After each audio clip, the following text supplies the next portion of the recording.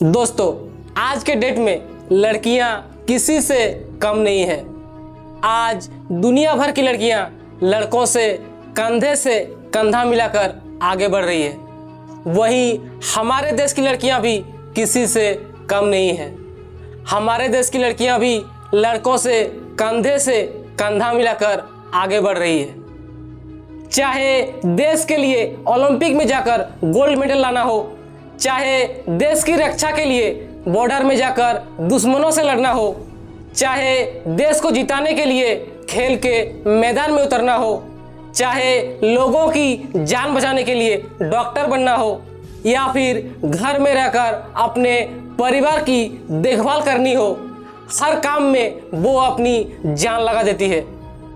दोस्तों, जहां हमारे देश में लड़कियों को नारी शक्ति कहा जाता है, उनको देवियों की तरह पूजा जाता है, वहीं आज उस नारी शक्ति का हनन किया जा रहा है, उनके साथ दुष्कर्म किया जा रहा है।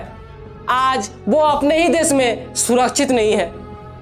दोस्तों, आप लोगों को तो पता ही होगा, कोलकाता के आरजीकर हॉस्पिटल में एक ऑन ड्यूटी लेडी डॉक्टर का गैंग रेप करके उनका मर्डर कर दिया गया है।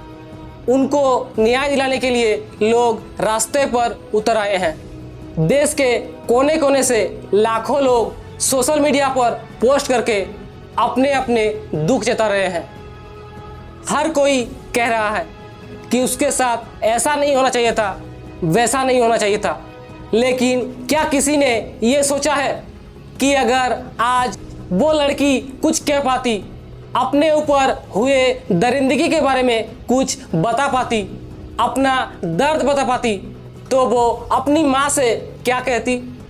अगर वो कह पाती तो वो क्या कहती, जरा ध्यान से सुनिए। उन्होंने मुझे क्यों मारा माँ? मैंने क्या गलती की थी?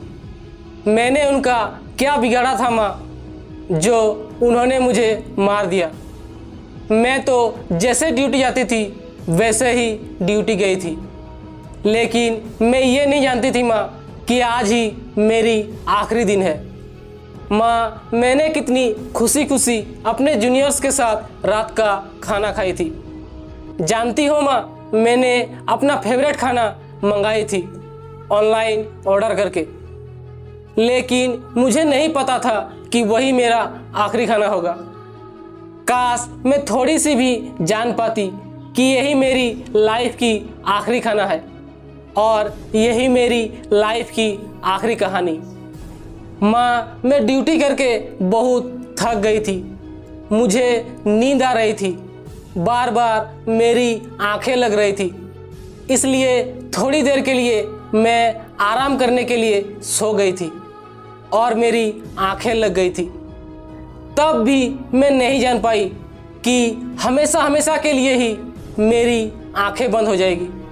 मुझे क्या पता था कि वो लोग उसी वक्त का इंतज़ार कर रहा है और उसी समय का फ़ायदा उठाकर उन्होंने मेरे साथ दुष्कर्म किया। माँ, जानती हो, मुझे बहुत दर्द हो रहा था। मैं उनको बार बार मना कर रही थी। मैं बहुत चीखी, चिल्लाई, बचाओ बचाओ, कोई मुझे बचाओ, लेकिन किसी ने भी मेरी आवाज़ नहीं सुनी।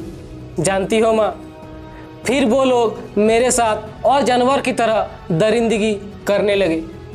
मैं उनके पैर पड़ी, उनके सामने हाथ जोड़े कि मुझे छोड़ दो, मुझे जाने दो, मैं किसी से कुछ नहीं कहूँगी, लेकिन उन्होंने मेरी कोई बात नहीं सुनी। माँ, उन्होंने मुझे आपके पास जाने का मौका नहीं दिया, आपकी गोद में आखिरी बार सर रखकर सोने का मौका नहीं दिया, एक बार आपकी मुस्कान देखने का मौका नहीं दिया, उन्होंने पापा के देखे हुए सपने को पूरा करने का मौका।